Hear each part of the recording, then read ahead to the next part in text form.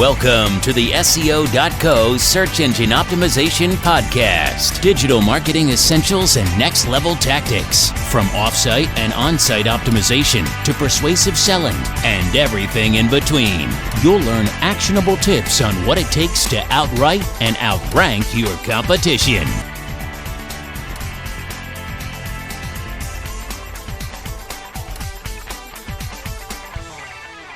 Hello and welcome back. So you've started your content marketing strategy and it's starting to go well. You've gotten through those initial hiccups and you're starting to feel good about things. At this point in your strategy, you need to start scaling your campaign.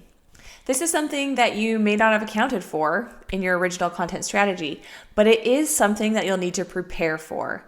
So today I want to talk about some different strategies that you want to take when it comes to scaling your campaign. The first is to start slow. Your first instinct may be to scale as fast as possible. After all, better publishers and more content means more readers and more revenue, right? Unfortunately, growing too quickly comes with its own dangers. Your resources may be spread too thin too quickly, preventing you from producing content efficiently. You may lose your brand voice in a frantic attempt for higher visibility. You may start investing too much before you know which directions are truly effective. In any case, it's better to scale gradually. Only take forward steps when you're sure you're ready to take them. The next step is to really figure out your niche. Don't be afraid to make adjustments to your voice, your tone, your content formats, and your subjects as you learn more about your niche. Hopefully you've gotten significant reader feedback in the form of comments and shares, if nothing else.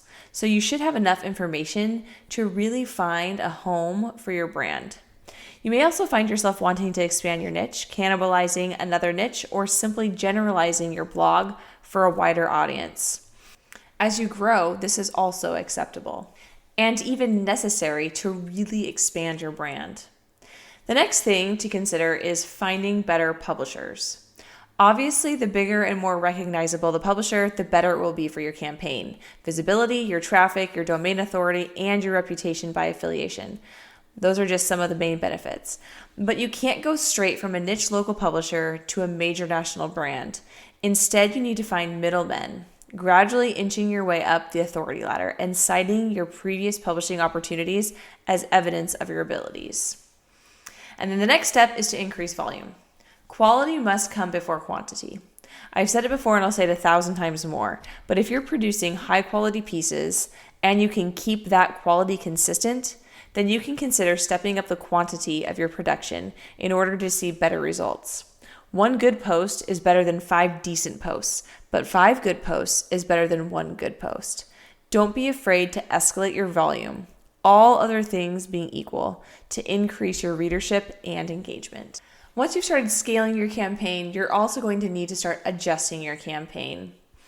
So after you've run your campaign for a few months, according to your initial strategy, you can take a look at your performance and make adjustments to improve that strategy. Everything boils down to 3 steps: measuring your performance, analyzing its significance, and forming actionable takeaways that result in change. So first of all, what should you measure? There are tons of possible metrics to measure, and that can be intimidating for new content marketers. Fortunately, that's why you've outlined your specific goals and success metrics early on in your content strategy. So you're going to want to use these as a basis for determining what you should measure. Traffic, engagements, and conversions are all important, as well as surrounding variables like bounce rates or time spent on the page. But different metrics will be important to different brands. Remember that content marketing is a long-term strategy. It's tempting to dig into your metrics fast and often, especially during your enthusiastic beginnings, but it's far better to wait a few months before checking in. Once a month is fine for most businesses starting out, and once a week is fine if you've already begun to scale your campaign. Data alone can't improve your campaign. Instead, you need to use that data to come up with meaningful insights and how and why your campaign has performed the way it has. The best way to do this is to ask a simple question of every significant metric. What's driving this? For example, if there are dozens of comments on one of your posts, but none of the others, what is it about that post that made it more engaging? Can you apply this to your other posts? Or if one external publisher is driving far less referral traffic than the others, why is this the case? Can you adjust your publisher criteria in the future? These are all different things that you can consider. After a few months of measurement and analysis, you should have ample information to revisit your strategy altogether. In some ways, you'll almost be restarting from scratch, taking a look at your strategy with new eyes from the ground up. It can be painstaking, but it's an important step that you need to change your campaign.